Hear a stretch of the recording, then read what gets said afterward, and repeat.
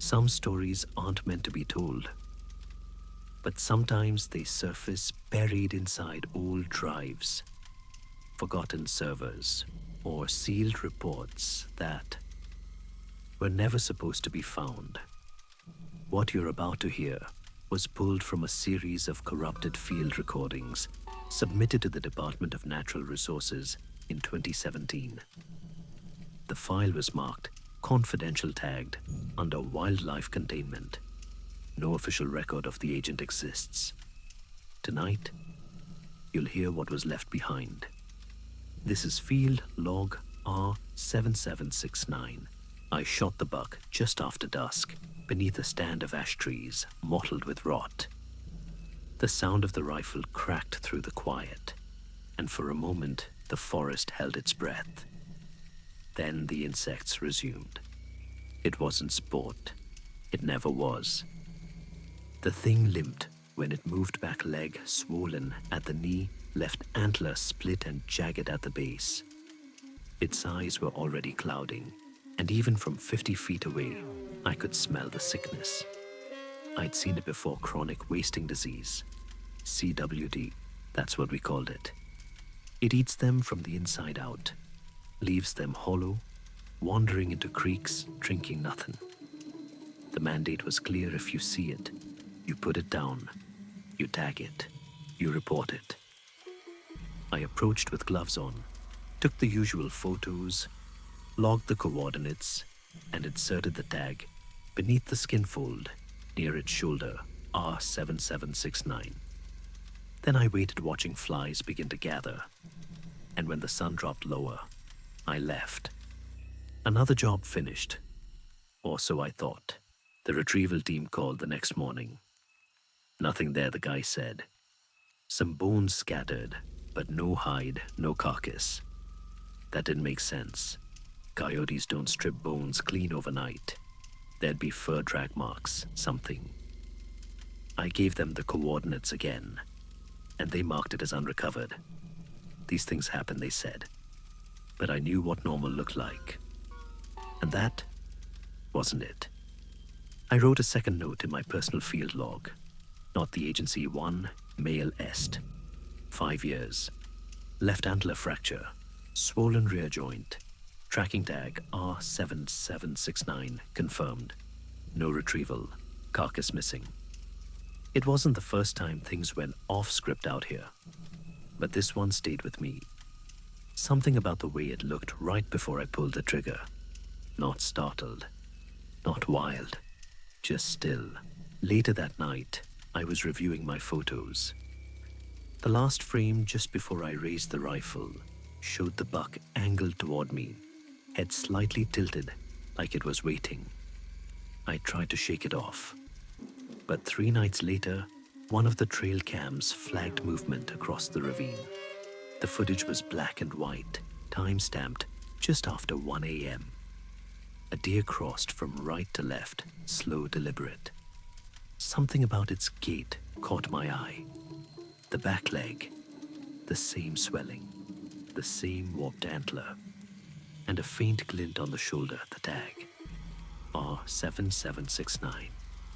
The deer I'd shot and tagged was walking again, but its movement was wrong, too smooth. No spasms, no twitching, just a clean, unnatural rhythm, like something was moving it from the outside. The next morning, I went back to the site. Same trees, same slope, but no blood, no drag marks. Instead, I found a shallow depression in the dirt, a rough ring of sticks, feathers, and small bones. Not random, arranged. In the center was a crude pile, almost symmetrical, built by something that shouldn't be capable of building. Deer don't collect, they don't organize. Whatever had worn that body was learning. When I turned to leave, I heard it, a slow, deliberate shift behind the tree line. Not panic, just waiting. I didn't turn around. That night, something hit the cabin wall. Not a scratch, a thud. I froze. No scurry of hooves, just silence. I opened my laptop, checking the rear camera feed, and there it was. The deer stood within the infrared glow upright, rear legs locked, body sagging forward, front limbs hanging limp. It took one step, then another. It moved like a puppet, jerky but certain. The head lifted slowly, bones cracking, and though the resolution was poor, I could see it. It was watching me. Later, when I checked my kill log again, I saw something I'd missed, a faint pencil mark beside the tag entry. Burn after disposal. I hadn't burned it, and now it was back. Over the next few nights, the cameras kept flagging movement. Each time that same deer appeared just at the edge of the frame, as if it knew exactly where the light ended. By the fifth night, I started mapping its appearances. It wasn't random. It was circling. When I drew the perimeter, the center of that slow spiral was the camp me. I told myself I was imagining things. But then I started bleeding from my nose. The headaches came next, deep pressure behind my eyes like something crawling under the skin. And that's when I saw the last clip. A man stumbling at the edge of the ravine, barefoot, shirtless, movements jerky. I recognized him. Nathan, one of our retrieval crew, missing for a week. He stopped beside the deer. Neither moved. They just stood there side by side like mirrors. I drove to the field lab, 70 miles north. The place was dark, generator humming weakly. No sign of staff.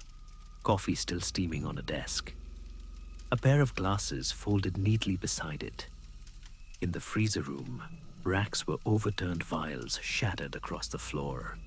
And among the spilled samples, I found one labeled Ost 7769.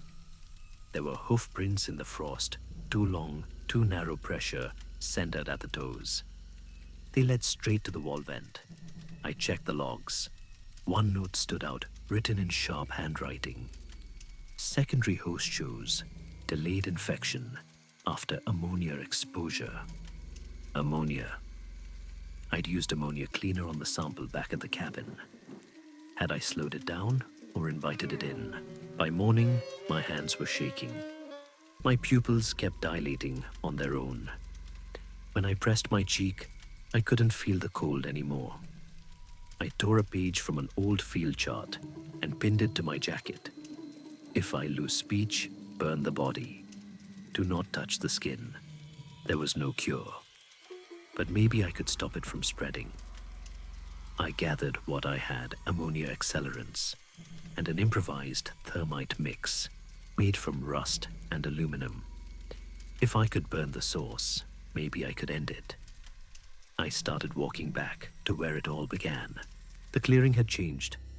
What used to be a ring of dead brush was now alive.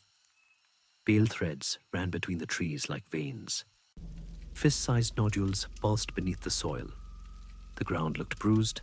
Small animals, raccoons, rabbits, birds lay scattered around the edges. Some twitched long after death. One lifted its head jaw, clicking open and shut, trying to speak. In the center was a mound. Deer skulls fused with ribs, human limbs tangled with antlers, skin stretched thin between them all. A name patch clung to one fragment of cloth. I didn't read it. I already knew. They came from the trees. 3 figures, Harris Jenner and the ranger from my morning rounds. Their skin was gray, waterlogged, their eyes milk white and empty. They didn't attack. They just watched heads tilting in broken synchronization. And then the deer followed. The same one standing tall now, joints moving smoother than before. It wasn't a creature anymore. It was a shell wearing memory. I whispered, "I'm sorry." Then I lit the first charge. The ammonia hissed. The fungal threads pulled back like flesh recoiling from flame. The creatures screamed, not with sound, but with pressure, a vibration deep in my skull. I threw the thermite. Light filled the clearing, white and vicious. The mound caught fire. The air turned thick with smoke and rot. I think I screamed too, but I couldn't hear it. When it was over, everything burned black. I don't remember walking back to the truck. I found my recorder on the seat, pressed the button and spoke. Sample sterilized. Source nest burned. Secondary host transmission confirmed. My voice didn't sound like mine anymore. My name is Elias Ward, field ID 72601B. I acted alone. All infected samples destroyed. The growth site has been neutralized. There are no survivors. I paused, listening. No wind, no birds, no life. If anyone finds this log, do not come looking. I sealed the recorder inside a specimen case and left it near the truck. Someone would find it. They'd hear the truth first. Then I sat in the driver's seat, staring at the ignition key in my palm. I lied in the recording. I hadn't destroyed everything. There was still one sample left. Me. The thermite charge was wired under the seat. All it needed was a spark. I took one last breath and turned the key. The official investigation never mentioned Elias Ward. The report was classified, and the coordinates of the burned clearing were erased from all state maps. Weeks later, a ranger found a melted specimen case near an abandoned truck. Inside was a small recorder. The final seconds were nothing but static. Some say if you stand in that forest after dark, the air still smells faintly of ammonia. Others swear they've seen a buck with a shattered antler watching from the ash trees. Maybe it's just the wind, or maybe it's still learning. This was NightLore. If you can't sleep tonight, don't worry. Neither can he.